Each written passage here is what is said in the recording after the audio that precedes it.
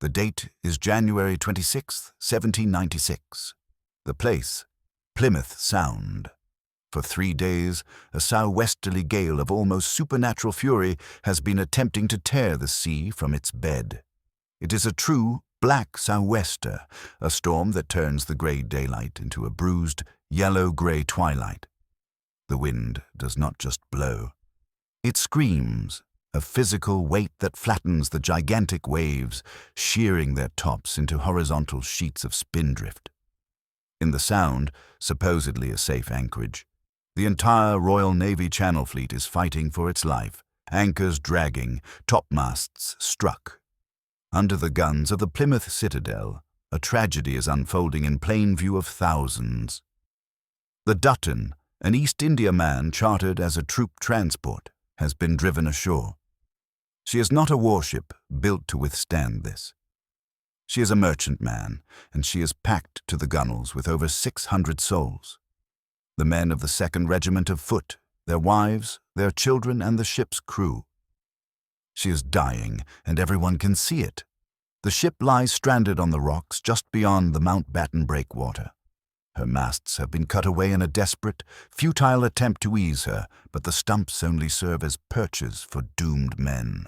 With every colossal wave that rolls in, the ship is lifted and smashed back down onto the rocks. The sound is a sickening, continuous crunch of timber, audible even over the hurricane. The sea does not just wash over her, it consumes her, sweeping the decks clean of anything and anyone not lashed down. Men, women, and children cling to the ratlines, their screams whipped away by the wind. On the shore, chaos reigns. It is a scene of mass paralysis. Thousands of spectators, including the garrison of the Citadel, line the Hoe. They are watching, helpless, as if at a particularly gruesome theatrical. Officers shout orders that are instantly rendered useless. Ropes are thrown, only to fall impossibly short. Boats are launched from the shore, only to be flipped end over end in the surf, their crews dragged back, half drowned. The Dutton is perhaps only 100 yards away, but it might as well be on the moon. This is not a battle, it is a massacre by weather. Through this scene of frozen horror pushes a stocky, powerfully built man. He is in the dress uniform of a Royal Navy post captain, his gold epaulets incongruous in the spray. He is Sir Edward Pellew, captain of the frigate HMS Indefatigable, currently at anchor, and, like all ships, in peril. He was ashore, dining at an inn with his wife, when the alarm guns from the Citadel began to fire. He arrives at the water's edge and assesses the situation with a seaman's eye. He sees the panic, the useless, flailing efforts. He sees the fear. He sees the local officers, paralyzed by the sheer impossibility of the task. He reportedly turns to his friend, an Irish merchant named Edie, and says, "Then I will go myself." Pellew is 40 years old. He is a knight of the realm, a hero of the war, a wealthy man with a wife, and 6 children. He has nothing to prove. He is not in command here. These are not his men. He first tries to organize. He grabs a rope and argues with the local officers, trying to get them to swim a line to the wreck. They hesitate. The surf is a churning mill of rock and water. To enter it is suicide. Pellew's patience, never a deep well, snaps. He shames them, offering them 5 guineas, then 10, then 20, then offering to name his own price to any man who will risk it. None will. So he takes the rope himself. He gives his pocket watch and wallet to his friend. "If I don't return," he says, "see these get to my wife." He plunges into the surf. He is not a graceful swimmer. He is a bull. He is dragged under, battered, and surfaces, spitting water, still driving forward. He is smashed against the ship's hull, a human battering ram. Desperate, cold-numbed hands from the wreck finally grab him, and he is hauled over the side, bruised and half-drowned. He lands on a deck of pure anarchy. The ship's own captain and officers, believing the situation lost, had abandoned their posts and gone ashore hours ago. The soldiers, leaderless, have broken into the ship's spirit room. They are drunk, terrified, and mutinous. They are fighting among themselves for possessions, for a last drink, for a place of perceived safety. The ship is breaking apart beneath their feet. Pellew, a single man, a stranger in a naval uniform, lands among them. He is unarmed, save for his own dress sword. He draws it. He finds the ringleaders, the mutinous soldiers, and confronts them. His voice, trained to roar over a broadside, cuts through the wind.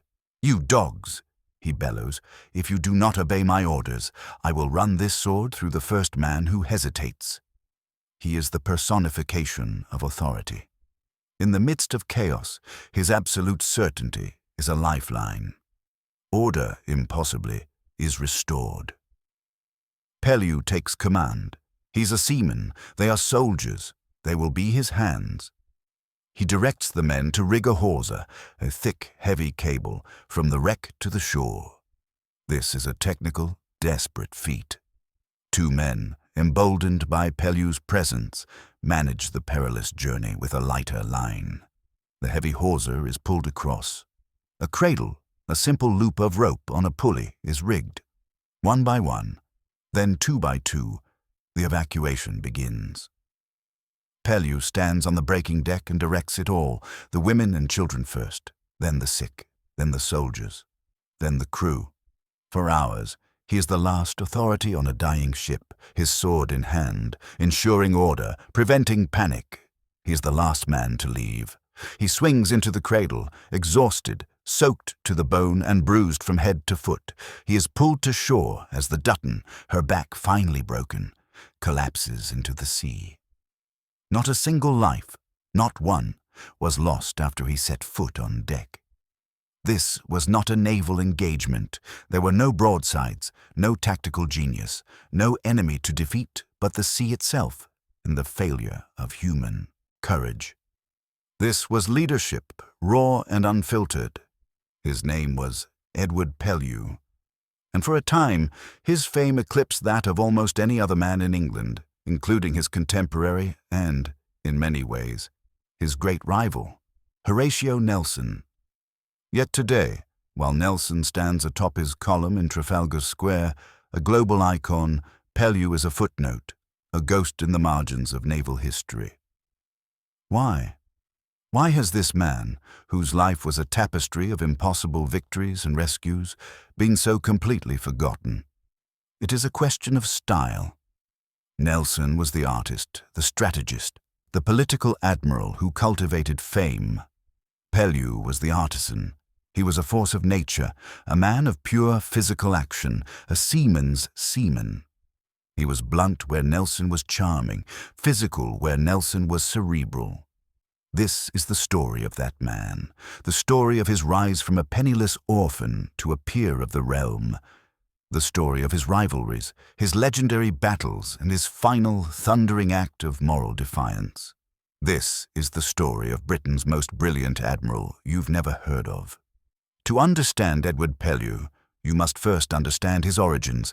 He was not born to the purple, nor to the naval aristocracy of families like the Hoods or the Parkers. He was born in Dover in 1757, the son of Samuel Pellew, the commander of a post office packet ship, a respectable middle-class position, but hardly one of influence. His family roots were in Cornwall, and it was this Cornish identity that defined him. Cornwall in the 18th century was a hard land. A thin smear of civilization over a spine of ancient granite, it bred miners, fishermen, and wreckers. It was a place that valued physical strength, stubbornness, and a clannish, insular loyalty. This hard-scrabble world became Pellew's reality when his father died when Edward was just 8. The family was left with very little. His mother moved them to Penzance, and Edward, even as a boy, was known for his almost feral energy.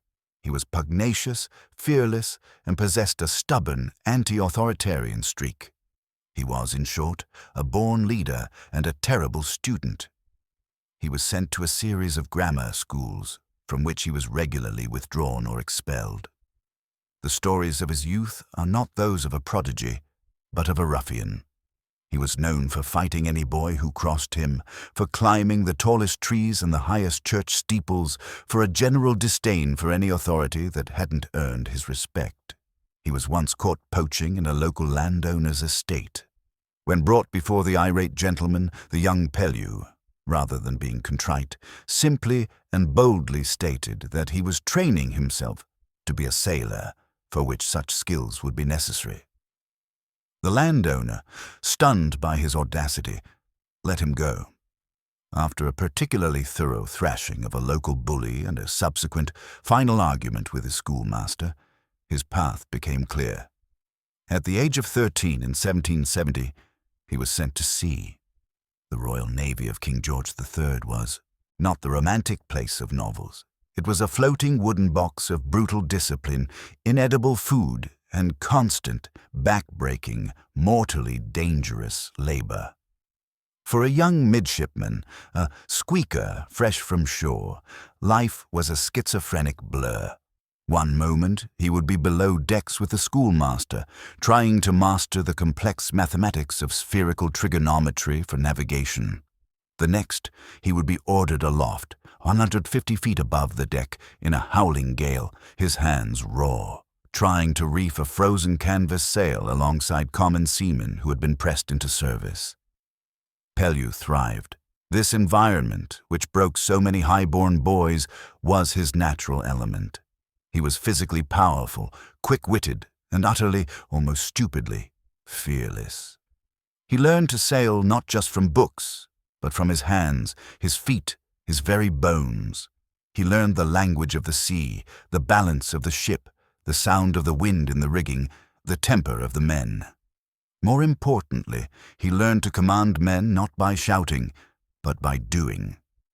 In an age where officers were often aloof, Pellew was always the first man aloft, the first to volunteer for a dangerous boat action, the first into a fight. He could outswear, outclimb, and outfight almost any man on the lower deck. This earned him a grudging, then a fierce respect. He had one other advantage, a powerful, innate humanity. He cared for the men below him. This was not sentimentality, it was a commander's understanding of his tools. In an age where sailors were often treated as disposable ballast, flogged for minor infractions and fed rancid meat, Pellew saw them as men to be sharpened, protected, and inspired. He learned their names, he fought for their rations, and when the time came, they would follow him anywhere. His early career was a whirlwind. He served on the Juno in the Mediterranean, on the Alarm in the West Indies. He was noted by his captains. One, Captain Pellew of the Blonde, became a surrogate father. Pellew saw the raw talent in the young midshipman, this Cornish bulldog, and he refined it. He taught Pellew the finer points of navigation, gunnery, and, crucially, how to be an officer and a gentleman, not just a seagoing brawler. Pellew was serving under Pellew when a new revolutionary war broke out, a war that would forge the midshipman into a legend. The year was 1775. The American colonies were in open revolt. Pellew, now 18 and a seasoned midshipman, was sent to North America. But he wouldn't be fighting on the high seas, the blue water navy he knew. He would be fighting in a place that baffled most deep-water sailors, a lake, Lake Champlain, a 120-mile-long sliver of fresh water splitting the dense primeval forests between New York and Canada. This was not a lake. It was the strategic highway of the entire war in the North. There were no roads to speak of. Whoever controlled Lake Champlain could move an army, invade, and cut the rebellious New England colonies off from their rest. It was the linchpin. The British had a few small vessels. The American rebels, under the dynamic, brilliant, and treasonous, though not yet leadership of Benedict Arnold, had recognized this. Arnold, a pharmacist and merchant, had proven to be a naval genius. He had built a small, scrappy fleet of his own, galleys, gundelows, and schooners. Pellew was assigned to the schooner Carleton. The British commander, Sir Guy Carleton, knew he was outmatched. In a feat of logistical brilliance, he ordered a fleet built on the spot at the northern end of the lake. This was not shipbuilding. It was a miracle. Thousands of soldiers and sailors felled trees, sawed green planking, and assembled a fleet from scratch. The centerpiece, the 300-ton, 18-gun warship HMS Inflexible, was disassembled in Quebec, hauled overland in pieces, and reassembled in a staggering 28 days. Pellew, the veteran of the Atlantic, found himself in a bizarre inland navy surrounded by forests, preparing for a freshwater battle against an enemy commanded by a pharmacist. On October 11, 1776, they found Arnold's fleet. Arnold, clever as ever, had hidden them in the narrow rocky channel between Valcour Island and the New York shore. It was a perfect defensive position, forcing the British to attack piecemeal against the wind. The battle that followed was not a graceful naval ballet. It was a brutal, close-quarters bar fight. The ships anchored and pounded each other at point-blank range. The cannon smoked thick among the autumn trees. Pellew was in the thick of it. The Carleton, second in the British line, ran aground under a withering storm of American fire. Her senior officers, a lieutenant and an acting commander, were both struck down, wounded or killed. The ship was being torn to pieces. The decks were slick with blood. American ships were closing in for the kill. With the ship effectively leaderless and the crew panicking, the 18-year-old midshipman took command. Pellew rallied the crew. He manned the guns himself, directed the fire, and, seeing an American vessel preparing to board, reportedly grabbed a fouling rope and bellowed, "Heave, or I'll run you through. Do you want these rebels to board us?" He refused to abandon the ship. Under his command, the Carleton was eventually extricated, her hull a sieve, her rigging in tatters, 2/3 of her crew casualties, but her colors still flying. Arnold, though tactically defeated, managed a brilliant escape in the night, slipping his entire fleet through the British line in the dark. But Pellew's actions had been decisive. He had saved his ship and his crew. His superiors, writing home, declared, "This young man's gallantry is beyond all description." But his American adventure was far from over. His reward for Valcour Island was to be lent to the army. He was attached to the forces of General John Gentleman Johnny Burgoyne. This was a sailor's nightmare. Burgoyne was marching south from Canada in 1777, intending to link up with the British forces in New York and end the war in a single campaign. Pellew was put in charge of the naval contingent, a few dozen sailors who were now expected to act as infantry, engineers, and, most ignominiously, pack animals. Imagine the scene. A group of Royal Navy sailors, used to the open sea, the salt wind, and the hierarchy of a ship, now hacking their way through the dense, mosquito-infested, humid forests of upper New York. They were hauling the Army's supply boats overland, physically dragging them through mud, over hills, and across streams. This was a logistical problem solved with brute force, and Pellew was in his element. He drove his men hard, but he drove himself harder, sharing their every misery. He despised the Army's ponderous, slow-moving arrogance, the way they built elaborate camps and waited for roads to be built. He was a man of action, trapped in a campaign of inertia. They marched with Burgoyne to a place called Saratoga. It was a strategic disaster. Burgoyne, overconfident, his supply lines cut, and his Native American scouts, having abandoned him, was surrounded by a swelling, confident American army under Horatio Gates. Pellew and his sailors found themselves fighting in the trenches. They were sea soldiers, manning artillery batteries. In the desperate battles of Freeman's Farm and Bemis Heights, Pellew commanded a gun with conspicuous bravery. But it was hopeless. The British Army was trapped, starving, and outnumbered. On October 17, 1777, Burgoyne surrendered his entire army. It was the turning point of the war, the victory that would convince France to intervene. Pellew was incandescent with rage. He had seen the strategic blunders, the arrogance, the missed opportunities. He, a sailor, had been forced to surrender on land. He saw it as a humiliation. Under the terms of the Convention of Saratoga, the defeated army was to be paroled and sent back to England on the promise they would not fight in America again. Pellew, along with his commander, was sent to England with the dispatches of the defeat, but he, personally, had not given his parole.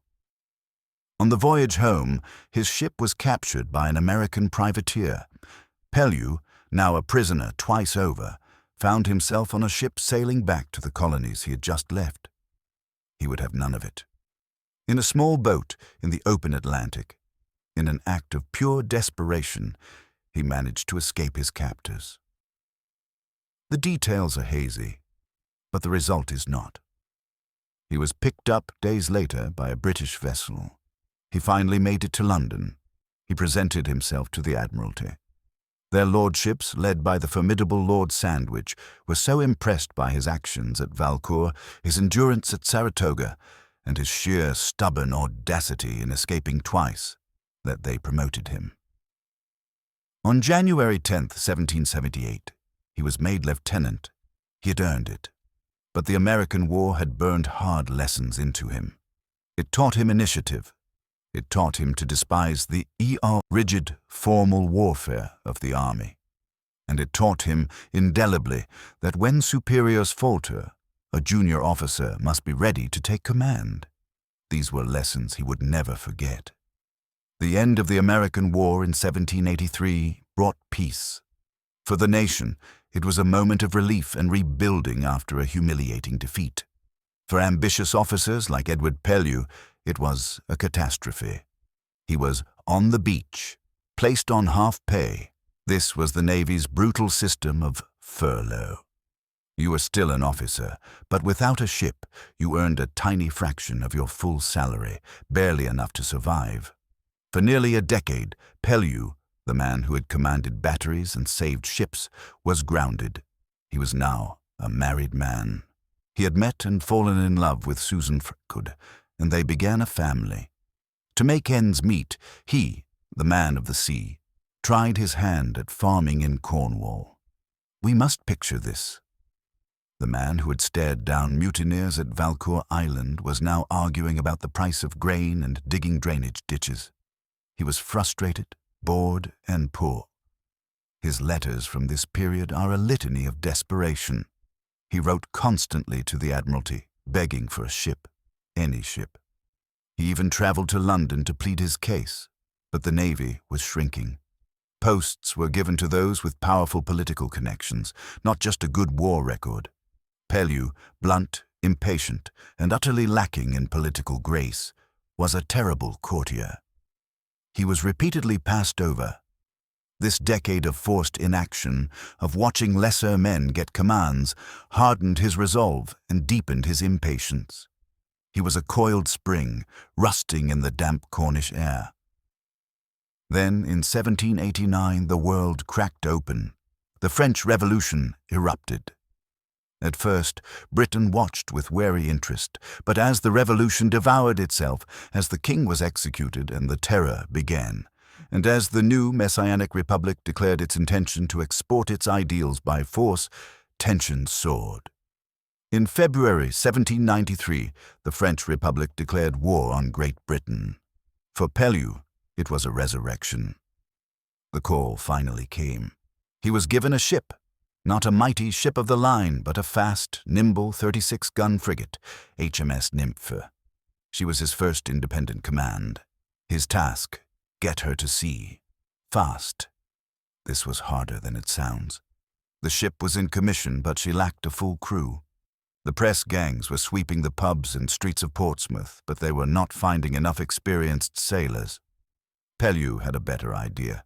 He was a Cornishman. He rode to Cornwall. He went not to the ports, but to the mines. He recruited over 80 tin miners, men who had never set foot on a ship, let alone fired a cannon. They were tough, strong, loyal to him, and, crucially, not tainted by the lax discipline of other ships.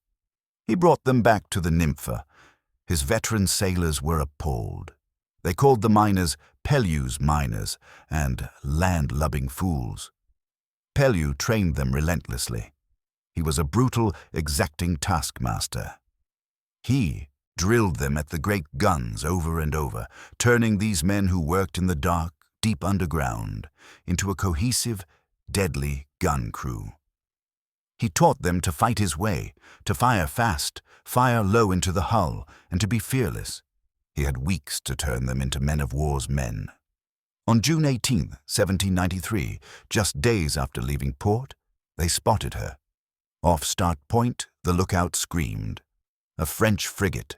She was the Cléopâtre, a crack ship of the French Navy, commanded by the equally ambitious and respected Captain Jean Moulin. She was, in fact, a sister ship to the Nymphe, almost her exact match in guns, size, and crew. This was not to be a chase. This was a duel. Pellew gathered his men. His new miners, many of whom were green with seasickness, were now about to face their first battle. He told them simply that there was a French frigate, and he intended to take her in 15 minutes. The two ships ghosted towards each other in the light winds. They were so close that Pellew, in a moment of 18th century chivalry, doffed his hat to Captain Mullen. Mullen returned the gesture. The niceties were over. Pellew, a master seaman, used the light air to gain the weather gauge, the upwind position, giving him the initiative. He bore down on the Cléopâtre. The French ship fired first, a full broadside, aiming high at the Nymphe's rigging. This was standard French doctrine. Cripple the ship, then capture it. Pellew held his fire. He held it. His ship glided closer, the French cannonballs ripping through his sails. His raw Cornish crew and his veterans stood silent at their guns, matches lit. He wanted to be yardarm to yardarm. At point-blank range, so close they could hear the French officers shouting, he gave the order. Fire! The Nymphe's broadside was devastating. Unlike the French, Pellew had trained his men to fire low, into the hull. The British doctrine, kill the crew, then capture the ship. The air filled with thunder and the terrifying, intimate sound of splintering wood and screaming men. The two ships, locked together, drifted in the smoke, pounding each other relentlessly. For 55 minutes, not the 15 he promised, it was carnage. The Cléopâtre's mizzenmast and wheel were shot away. She was unsteerable. The Nymphe's tiller was also damaged. The ships collided, their rigging tangling, locking them in a deadly embrace. Captain Mullen, seeing the British prepare to board, rushed forward to repel them. He was struck by a cannonball and fell, mortally wounded. As he died, he fumbled inside his coat, pulled out his commission papers and code book, and tried to eat them to prevent the British from knowing his ship's orders. He was found dead, the pulped paper still in his throat.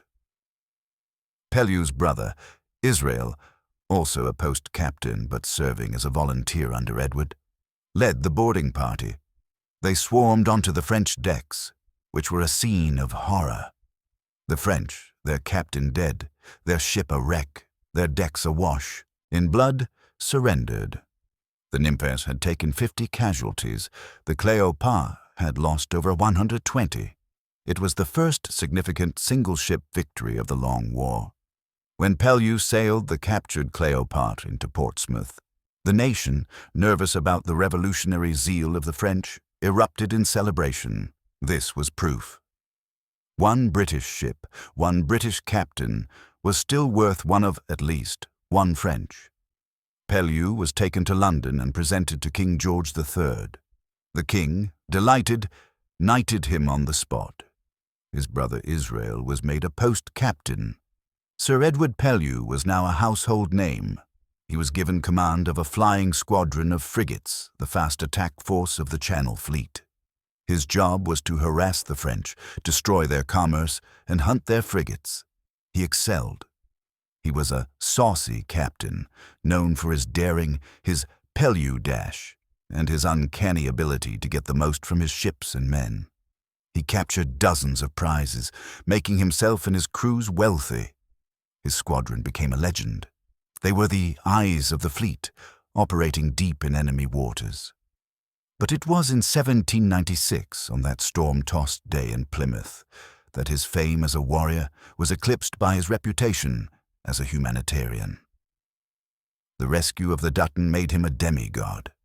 The city of Plymouth gave him its freedom. The merchants of Liverpool gave him a silver service. He was made a baronet. But the rescue also highlights the core of his character.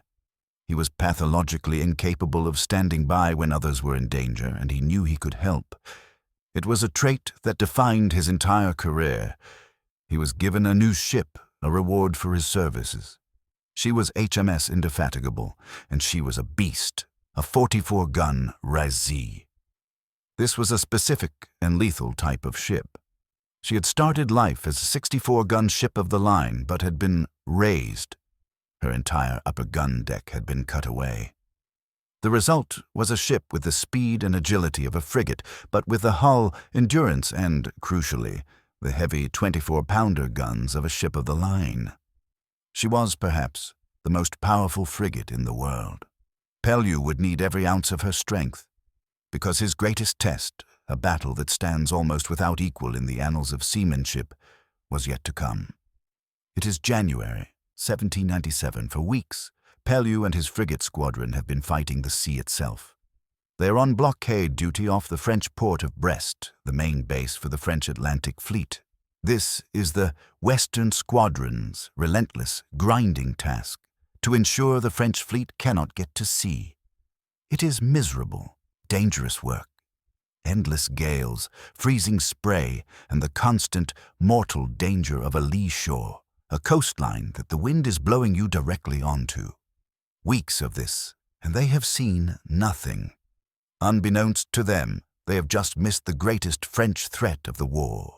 A massive invasion fleet, 45 ships carrying 15,000 veteran troops under one of France's finest generals, Lazare Hoche, had slipped out of Brest, bound for Ireland. Their goal, to land, link up with the rebelling United Irishmen, and take Britain out of the war from the inside. But the Protestant wind, as the British called it, intervened. A series of incalculable gales, the same storm system that would later wreck the Dutton, scattered the French fleet. They reached Bantry Bay in Ireland, but the weather was so apocalyptic they could not land. Dejected, scattered, and broken, the French ships were now trying to straggle back to France, one by one. On the afternoon of January 13th, the weather is thickening. Pellew, in the Indefatigable, is in company with another, smaller frigate, HMS Amazon. The visibility drops to less than a mile in the driving rain and spray. Then a shape emerges from the murk. A large ship, a very large ship. It is the Droit de l'Homme, a French 74-gun ship of the line. She is one of the scattered invasion fleet. She is damaged, having lost some of her topmasts in the storm, and she is dangerously, fatally overcrowded. She carries not only her crew of 700, but over 1,300 French soldiers. Nearly 2,000 men are packed onto her decks. A 74-gun ship is a floating fortress. She is the backbone of every navy in the world. She carries more than double the firepower of Pellew's Indefatigable. Against two frigates, the odds are still overwhelmingly in the 74's favor. Any sane frigate captain would report the contact and shadow the larger ship from a safe distance. But Pellew is not any sane captain. He assesses the situation with the same speed he had at Plymouth.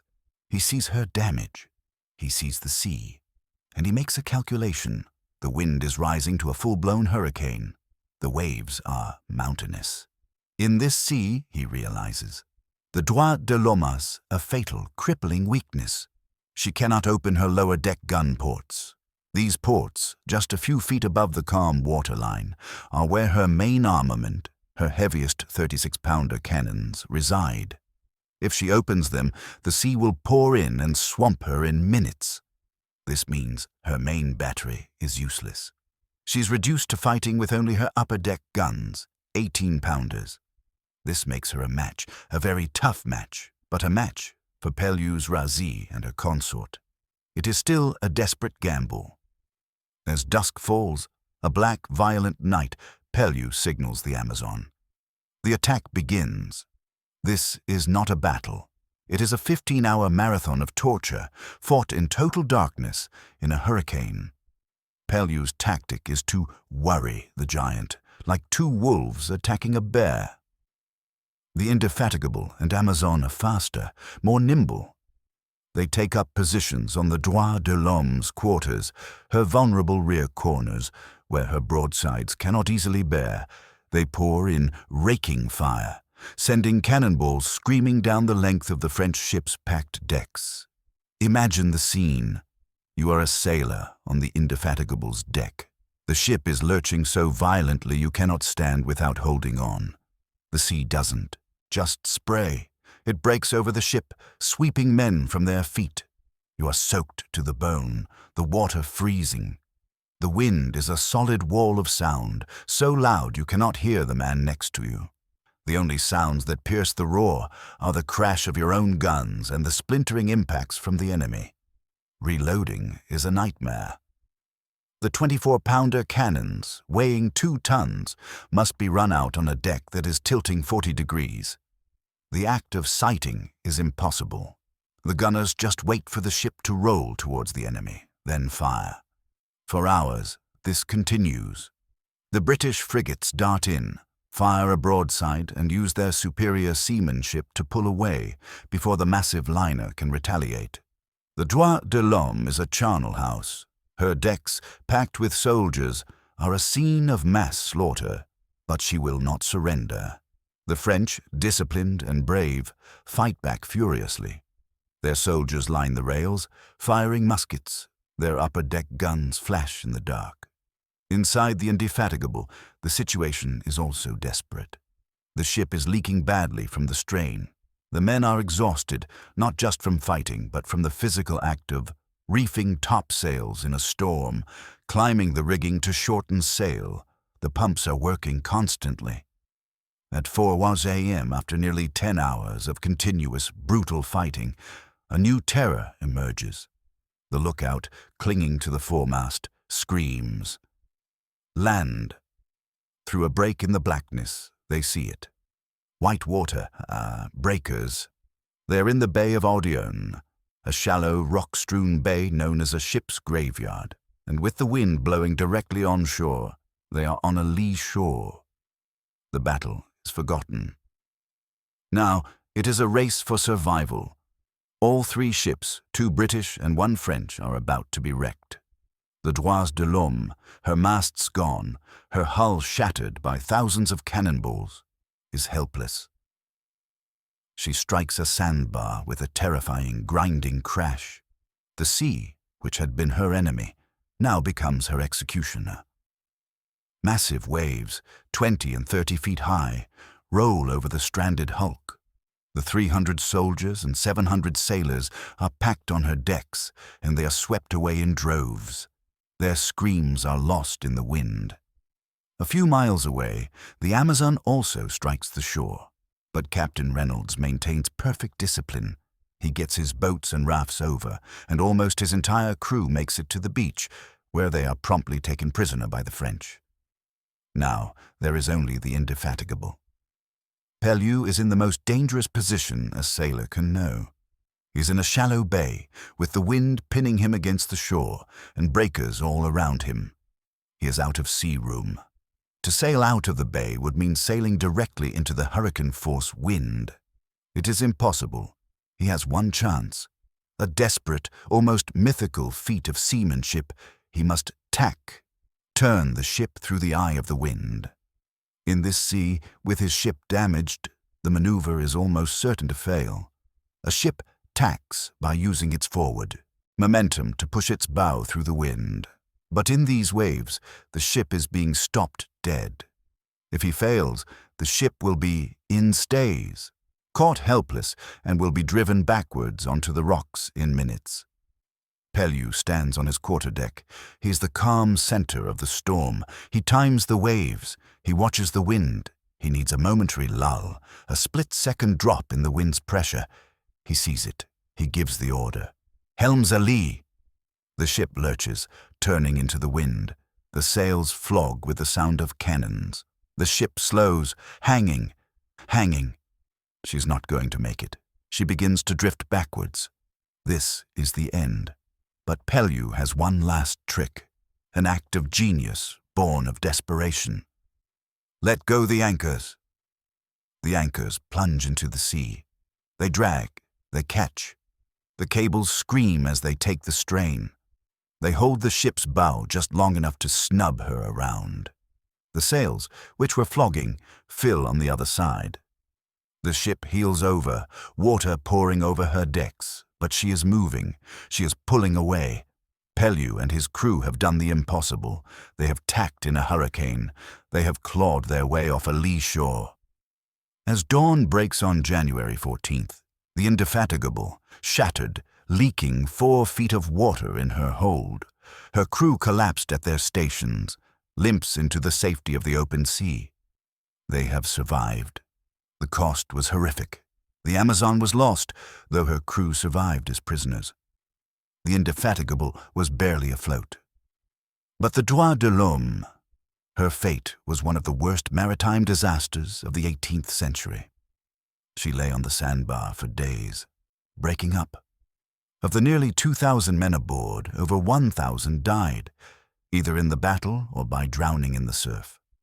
For weeks, the beaches were littered with the bodies of French soldiers. This action sealed Pellew's legend. It was not a fleet victory. It was something more. It was a testament to endurance, aggression, and seamanship that bordered on the supernatural. Nelson won his victories with tactical genius in calm seas. Pellew had just defeated a ship of the line and the ocean itself at the same time. After the Indefatigable's epic battle, Sir Edward Pellew's status as one of the Navy's premier captains was unassailable. He had proven himself as a duelist in the Nymph, a rescuer at the Dutton, and a peerless seaman against the Droit de l'Homme. He was also, by this time, a very wealthy man. War, for frigate captains, was immensely profitable.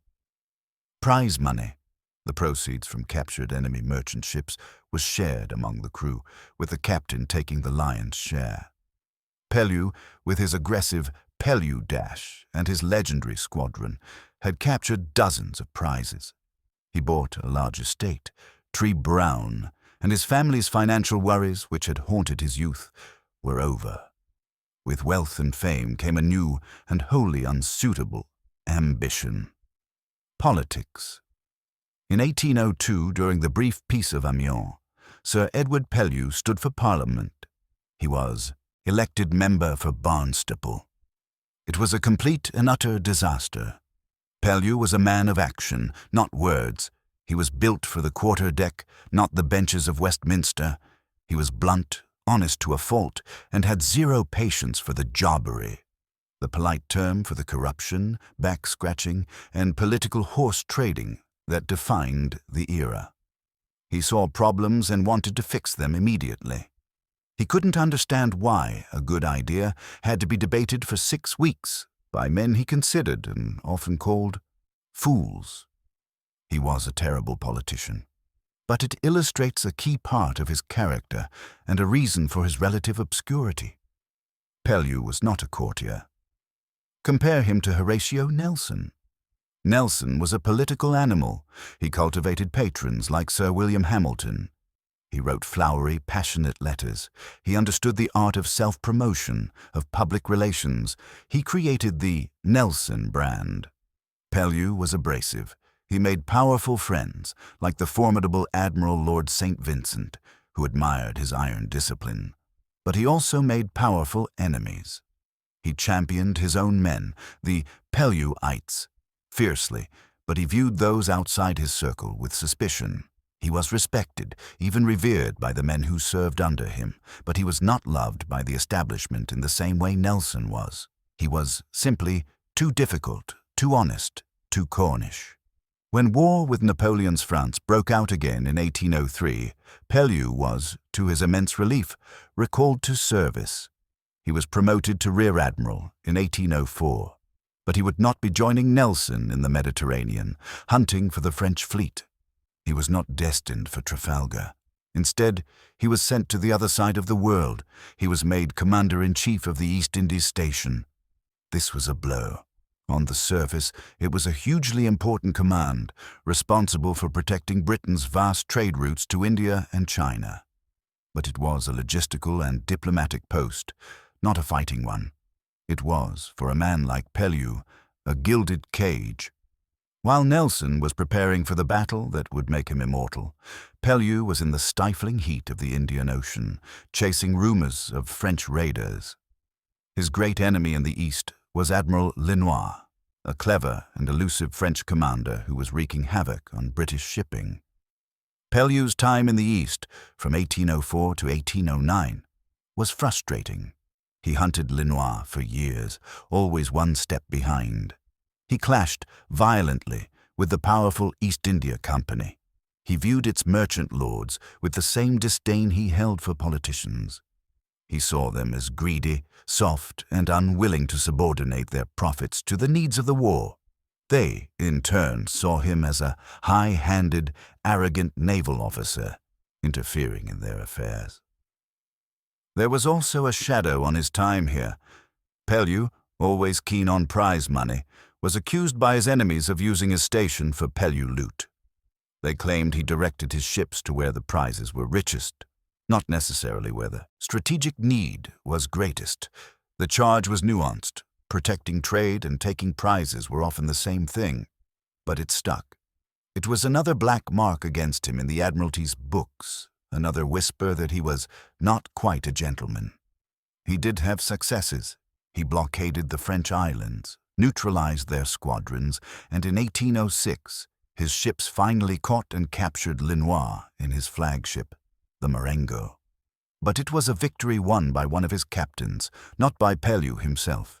His greatest strategic achievement in the East was the planning and execution of the invasion of the Dutch East Indies, modern-day Indonesia. The Netherlands was, at this point, a puppet state of Napoleon. Pellew masterminded the complex amphibious assaults that captured the crucial, wealthy islands of Java and the Spice Islands, effectively ending Dutch and French power in the region. But these were not the glorious fleet actions he craved. When he returned to England in 1809, he was wealthier, a vice-admiral, but he had missed the main event. He had missed Trafalgar. Nelson was dead and already a saint. Wellington was the new hero in Spain. Pellew was alive, rich, and increasingly seen as a difficult, if brilliant, relic of a bygone era. He was given command of the Mediterranean fleet, a prestigious post, but the war there was winding down. The French fleet was blockaded in Toulon and refused to come out. It was more blockade, more logistics, more frustration. In 1814, Napoleon abdicated. The war, the Great War that had defined Pellew's entire life, was over. He was raised to the peerage as Baron Exmouth of Canantine. He was 57 years old. He was tired, rich, and ready to retire. But history had one last, terrible and glorious chapter for him. The year is 1816. The Napoleonic Wars are over. Europe is exhausted, trying to build a new peace at the Congress of Vienna. But an old, infected wound remains, a wound that European diplomacy had ignored for centuries. The Barbary states of North Africa, Algiers, Tunis, and Tripoli. For 300 years, these city-states, nominally part of the Ottoman Empire, had practiced a terrifying trade: piracy. They were not mere raiders. They were state-sponsored slavers. Their corsair ships, fast and heavily armed, would swarm the Mediterranean and even the Atlantic, capturing merchant vessels from every nation. They raided coastlines from Italy to Spain and had even, in the past, struck as far as Ireland and Iceland. Their cargo was human. They captured Christian sailors and passengers and dragged them to the slave markets of Algiers. This was the white slave trade. At any given time, tens of thousands of Europeans, men, women, and children, were held in brutal bondage. They were used as galley slaves, chained to the oar. They were worked to death in quarries. The women and children were sold to harems. The great powers of Europe, including Britain, had long tolerated this. It was a disgusting secret. It was easier and cheaper to pay tribute, a diplomatic term for a protection racket, to the rulers, the Deys, than to stop it. It was a cynical calculation. The fledgling United States had even fought its first foreign war, the Barbary Wars, over this very issue. But in 1816 the moral climate had changed. Britain, having abolished its own slave trade in 1807, was now in a fit of evangelical abolitionist zeal. The public, whipped up by societies and a newly powerful press, demanded an end to Christian slavery. Lord Exmouth, Edward Pellew, was sent to the Mediterranean. His first mission was diplomatic. He was to sail to Tunis, Tripoli, and Algiers and negotiate the release of all Christian slaves and an end to the practice. Tunis and Tripoli, small and intimidated by his squadron, quickly agreed. They released thousands, but Algiers was different. Algiers was the center of the trade, a fortress city considered one of the strongest in the world. Its ruler, Omar Aga, the Dey of Algiers, was an arrogant and cruel man who had come to power by murdering his predecessor.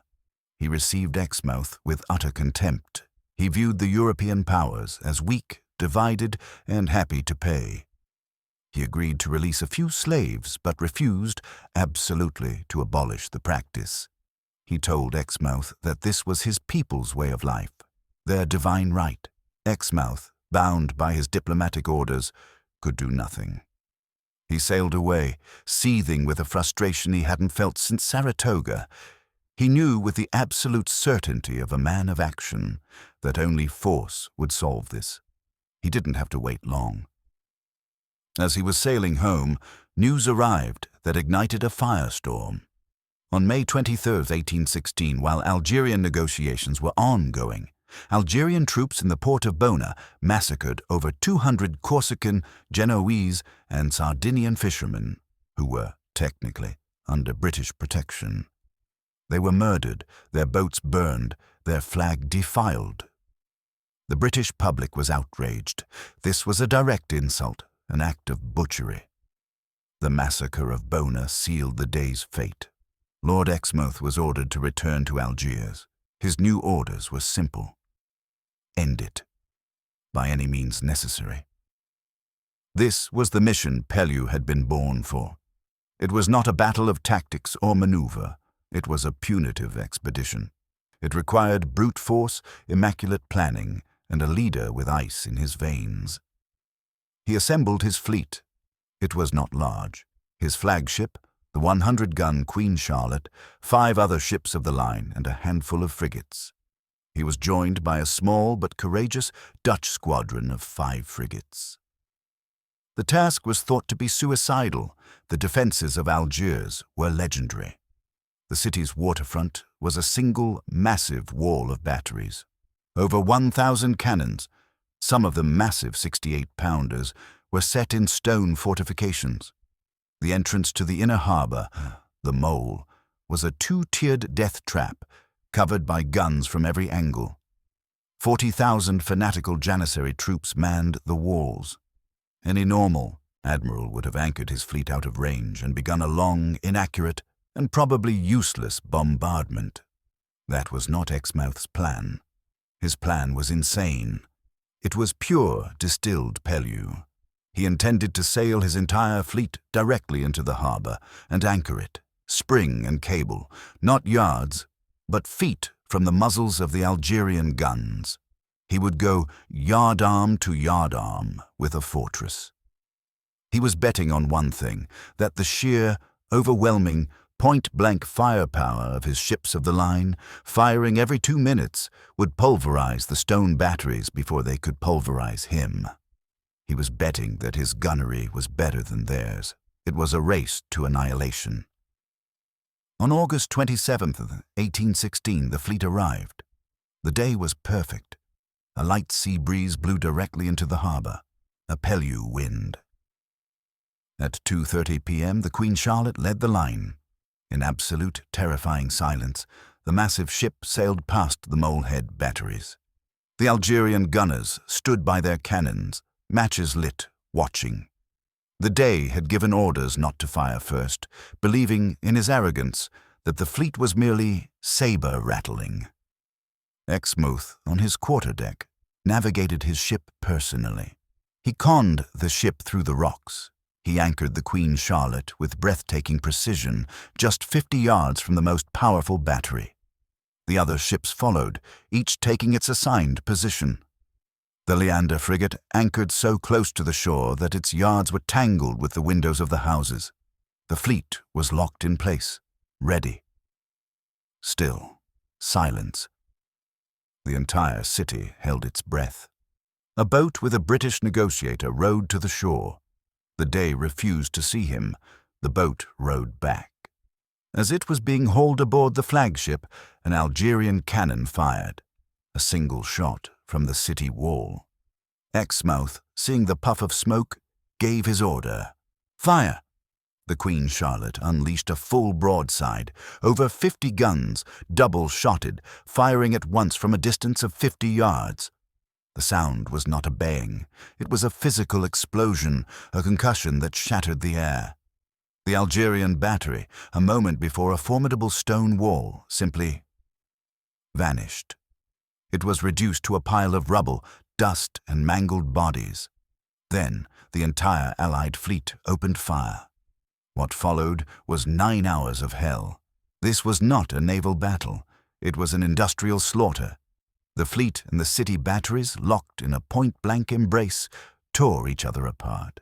The noise was so loud that it was reportedly heard as a strange, low thunder hundreds of miles away. Inside the harbor, the air was so thick with sulphurous smoke that day turned to night.